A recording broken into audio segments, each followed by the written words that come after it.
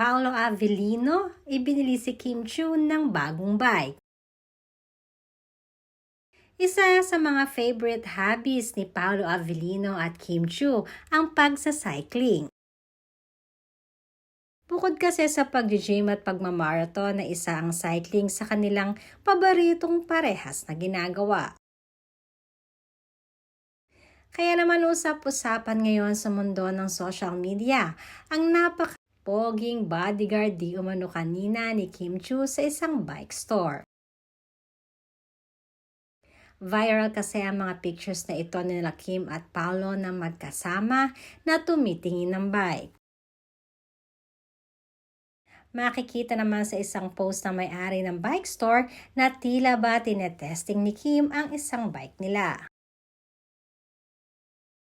Nakapang cycling outfit na din si Kim para bang may pinaghahandaan ito sa mga darating na araw.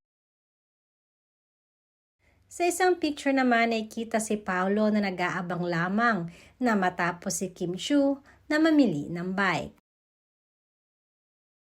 Madaming Kim Pao fanatics naman ang kinilig sa post na ito at biruan pa nga ng nakararami na nagkataon nga lang ba sila ng magkasama?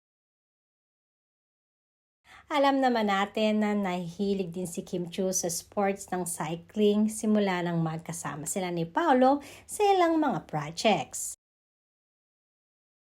Kamakailan lamang ay bumili rin si Paolo ng bike sa parehas na bike store.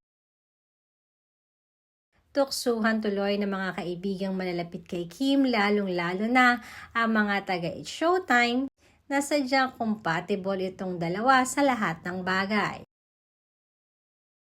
Ayon naman sa aming source, ang bike ay iniregalo di umano ni Paolo kay Kimi dahil matagal-tagal na di umano nila itong pwedeng magamit.